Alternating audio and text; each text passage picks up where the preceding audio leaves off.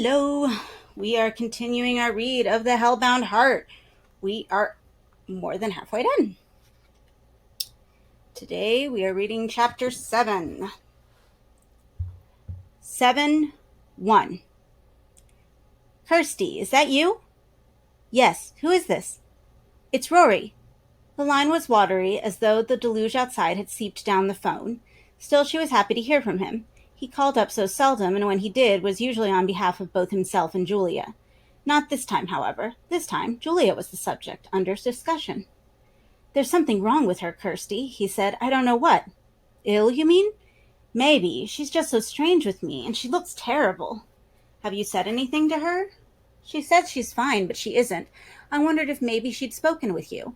I haven't set eyes on her since your housewarming. That's another thing. She doesn't even want to leave the house. That's not like her. Do you want me to have a word with her? Would you? I don't know if it'll do any good, but I'll try. Don't say anything about me talking to you. Of course not. I'll call in at the house tomorrow. Tomorrow. It has to be tomorrow. Yes, I know. I'm afraid I'll lose my grip, Julia. Start slipping back. I'll give you a call from the office on Thursday. You can tell me what you make of her. Slipping back. They'll know I've gone by now. Who will? The Gash, the bastards that took me. They're waiting for you? Just beyond the wall. Rory told her how grateful he was, and she in turn told him that it was the least a friend could do. Then he put down the phone, leaving her listening to the rain on the empty line. Now they were both Julia's creatures, looking after her welfare, fretting for her if she had bad dreams. No matter, it was a kind of togetherness. 2. The man in the white hat had not bided his time. Almost as soon as he set eyes on Julia, he came across to her. She decided, even as he approached, that he was not suitable, too big, too confident. After the way the first one had fought, she was determined to choose with care. So, when White Tie asked what she was drinking, she told him to leave her be. He was apparently used to rejections and took it in stride, withdrawing to the bar. She returned to her drink. It was raining heavily today. Had been raining now for 72 hours on and off, and there were fewer customers than there had been the week before. 1 or 2 drowned rats headed in from the street, but none looked her way for more than a few moments. And time was moving on. It was already past 2. She wasn't going to risk getting caught again by Rory's return. She emptied her glass and decided that this was not Frank's lucky day. Then she stepped out of the bar into the downpour, put up her umbrella, and headed back to the car. As she went, she heard footsteps behind her, and then White Tie was at her side, saying, "My hotel's nearby." "Oh," she said, and kept on walking, but he wasn't going to be shrugged off so easily. "I'm only here for 2 days, he said. Don't tempt me, she thought. Just looking for some companionship, he went on. I haven't spoken to a soul. Is that right? He took hold of her wrist, a grip so tight she almost cried out. That was when she knew she was going to have to kill him. He seemed to see the desire in her eyes. My hotel, he said. I don't like hotels. They're so impersonal. Have you a better idea? He said to her. She had, of course. He hung his dripping raincoat on the hall stand, and she offered him a drink, which he welcomed. His name was Patrick, and he was from Newcastle. Down on business, can't seem to get much done. Why's that? He shrugged. I'm probably a bad salesman. Simple as that. What do you sell? She asked him. What do you care? He replied, razor quick. She grinned. She would have to get him upstairs quickly before she started to enjoy his company. Why don't we dispense with the small talk, she said. It was a stale line, but it was the first thing that came to her tongue. He swallowed the last of his drink in one gulp and went to where she led. This time she had not left the door ajar. It was locked, which plainly intrigued him. After you, he said when the door swung open. She went first. He followed. This time she had decided there would be no stripping. If some nourishment was to be soaked up by his clothes, then be it. She was not going to give him a chance to realize that they weren't alone in the room. Going to fuck on the floor, are we? He asked casually. Any objections? Not if it suits you, he said, and clamped his mouth over her, his tongue frisking her teeth for cavities. There was some passion in him, she mused. She could feel him hard against her already, but she had work to do here, blood to spill and a mouth to feed. She broke his kiss and tried to slip from his arms. The knife was back in the jacket on the door. While it was out of reach, she had little power to resist him. What's the problem? He said. No problem, she murmured. There's no hurry either. We've got all the time in the world. She touched the front of his trousers to reassure him. Like a stoked dog, he closed his eyes. You're a strange one, he said. Don't look, she told him. Huh? Keep your eyes closed. He frowned but obeyed. She took a step backward toward the door and half turned to fumble in the depths of the pocket, glancing back to see if he was still blind. He was, and unzipping himself. As her hand clasped the knife, the shadows growled. He heard the noise. His eyes sprang open. "What was that?" he said, reeling round and peering into the darkness. "It was nothing," she insisted, as she pulled the knife from its hiding place. He was moving away from her across the room. "There's somebody— Don't!" "Here." The last syllable faltered on his lips as he glimpsed a fretful motion in the corner beside the window. "What in God's—" he began. He pointed into the darkness as she was at him, slicing his neck open with a butcher's efficiency. Blood jumped immediately, a fat spurt that hit the wall with a wet thud. She heard Frank's pleasure and then the dying man's complaint, long and low. His hand went up to his neck to stem the pulse, but she was at him again, slicing his pleading hand, his face. He staggered, he sobbed. Finally he collapsed, twitching. She stepped away from him to avoid the flailing legs. In the corner of the room she saw Frank rocking to and fro. "Good woman," he said. Was it her imagination, or was his voice already stronger than it had been, more like the voice she'd heard in her head 1,000 times these plundered years? The doorbell rang. She froze. "Oh, Jesus," her mouth said. "It's all right," the shadow replied. "He's as good as dead." She looked at the man in the white tie and saw that Frank was right. The twitching had all but ceased. "He's big," said Frank, "and healthy." He was moving into her sight, too greedy for sustenance to prohibit her stare. She saw him plainly now for the first time. He was a travesty, not just of humanity, of life. She looked away. The doorbell was ringing again, and for longer. "Go and answer it," Frank told her. She made no reply. "Go on," he told her, turning his foul head in her direction, his eyes keen and bright in the surrounding corruption. The bell rang a third time. "Your caller is very insistent," he said, trying persuasion where demands had failed. "I really think you should answer the door."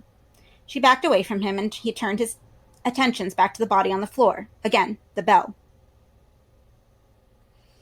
It was better to answer it, perhaps. She was already out of the room and trying not to hear the sounds Frank was making. Better to open the door to the day. It would be a man selling insurance, most likely, or a Jehovah's Witness with news of salvation. Yes, she wouldn't mind hearing that. The bell rang again. "Coming," she said, hurrying now for fear he leave. She had welcomed on her face when she opened the door. It died immediately.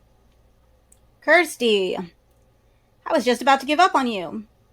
I was asleep." "Oh." Kirsty looked at the apparition that had opened the door to her. From Roy's description, she'd expected a washed-out creature. What she saw was quite the reverse. Julia's face was flushed, strands of sweat-darkened hair glued to her brow. She did not look like a woman who had just risen from sleep. A bed, perhaps, but not sleep. "I just called by," Kirsty said, "for chat." Julia made a half-shrug. "Well, it's not convenient just at the moment," she said. "I see. Maybe we can speak later in the week."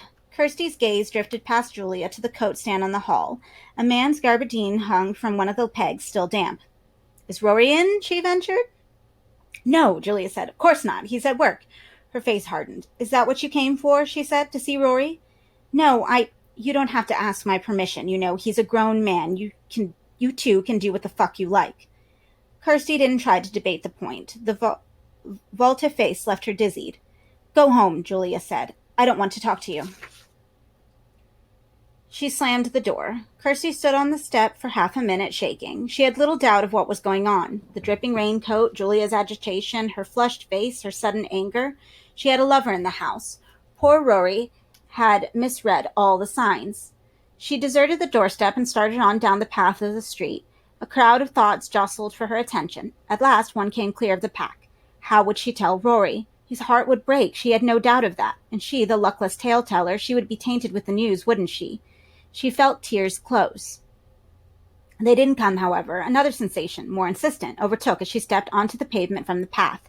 She was being watched. She could feel the look in the back of her head. Was it Julia? Somehow she thought not. The lover, then. Yes, the lover. Safely out of the shadow of the house, she succumbed to the urge to turn and look. In the damp room, Frank stared through the hole he had made in the blind. The visitor, whose face he vaguely recognized, was staring up at the house in this very window, indeed. Confident that she could see nothing of him, he stared back. He had certainly set his eyes on more voluptuous creatures, but something about her lack of glamour engaged him. Such women were in his experience often more entertaining company than beauties like Julia. They could be flattered or bullied into acts the beauties would never countenance, and be grateful for the attention. Perhaps she would come back, this woman. He hoped she would. Kirsty scanned the facade of the house, but it was blank. The windows were either emptied or curtained. Yet the feeling of being watched persisted. Indeed, it was so strong she turned away in embarrassment. The rain started again as she walked along Lodovitko Street, and she welcomed it. It cooled her blushes and gave her cover to tears that would be postponed no longer. 3. Julia had gone back upstairs trembling and found White Tie at the door, or rather his head. This time, either out of excess or greed or malice, Frank had dismembered the corpse. Pieces of bones and dried meat lay scattered about the room. There was no sign of the gourmet himself. She turned back toward the door, and he was there, blocking her path. Mere minutes had passed since she'd seen him bending to drain energy from the dead man. In that brief time he had changed out of all recognition. Where there had been withered cartilage, there was not ripening muscle. The map of his arteries and veins were being drawn anew. They pulsed with stolen life. There was even a sprouting of hair, somewhat premature, perhaps, given his absence of skin, on the raw ball of his head. None of this sweetened his appearance a jot. Indeed, in many ways it worsened it. Previously there had been scarcely anything recognizable about him, but now there were scraps of humanity everywhere, throwing into yet greater relief the catastrophic nature of his wounding. There was worse to come. He spoke, and then when he spoke it was with a voice that was indisputably Frank's. The broken syllables had gone. "I feel pain," he said. The browless, half-lidded eyes were watching her every response. She tried to conceal the queasiness she felt, but knew the disguise inadequate. "My nerves are working again," he was telling her, "and they hurt." "What can I do about it?" she asked him. Maybe some bandages." "Bandages? Help me bind myself together." "If that's what you want. But I need more than that, Julia. I need another body." "Another?" she said. Was there no end to this? "What's to lose?" he replied, moving closer to her. At his sudden proximity she became very anxious. Reading the fear in her face, he stopped his advance. "I'll be whole soon," he promised her. "And when I am—" "I'd better clear up," she said, averting her gaze from him. "When I am, sweet Julia, Rory will be home soon." "Rory!" He spat the name out. "My darling brother, how in God's name did you come to marry such a dullard?" She felt a spasm of anger towards Frank. "I loved him," she said, and then after a moment's pondering, corrected herself. "I thought I loved him." His laugh only made his dreadful nakedness more apparent. "How can you have believed that?" he said. "He's a slug, always was, always will be, never had any sense of adventure." "Unlike you." "Unlike me." She looked down at the floor. A dead man's hand lay between them. For an instant she was almost overwhelmed by self-revulsion. All that she had done and dreamed of doing in the last few days rose up in front of her, a parade of seductions that had ended in death, all for this death that she had hoped for so fervently would end in seduction. She was as this damned as he, she thought. No fouler ambition could nest in his head than presently cooed and fluttered in hers. Well, it was done. "Heal me," he whispered to her. The harshness had gone from his voice. He spoke like a lover. "Heal me, please." "I will," she said. "I promise you I will. And then we'll be together." She frowned. "What about Rory?" "We're brothers under the skin," Frank said. "I'll make him see the wisdom of this, the miracle of it. You don't belong to him, Julia. Not any more." "No," she said. It was true. "We belong to each other. That's what you want, isn't it?" "It's what I want. You know, I think if I'd had you, I wouldn't have despaired," he said to her. "Wouldn't have given away my body and soul so cheaply." "Cheaply?" "For pleasure, for mere sensuality. In you—" Here he moved toward her again. This time his words held her. She didn't retreat. "In you I might have discovered some reason to live." "I'm here," she said. Without thinking, she reached across and touched him. The body was hot and damp. His pulse seemed to be everywhere, in every tender bud of nerve and each burgeoning sinew. The contact excited her. It was as if, until this moment, she had never quite believed him to be real. Now it was incontestable. She had made this man, or remade him, using her wit and her cunning to give him substance. The thrill she felt touching this too vulnerable body was the thrill of ownership. "This is the most dangerous time," he told her. "Before now I could hide myself. I was practically nothing at all, but not any more. No, I've thought of that. We must be done with it quickly. I must be strong and whole at whatever cost. You agree?" "Of course. After that, there'll be an end to the waiting, Julia." The pulse in him seemed to quicken at the thought. Then he was kneeling in front of her. His unfinished hands were at her hips, then his mouth. Forsaking the dregs of her distaste, she put her hand upon his head and felt the hair, silken like a baby's, in the shell of his skull beneath. He had learned nothing of delicacy since last he'd held her, but despair had taught her the fine art of squeezing blood from stones. With time she would have loved from this hateful thing, or know the reason why. Okay, that is chapter 7. Next week we continue on with chapter 8. Thank you for reading with me.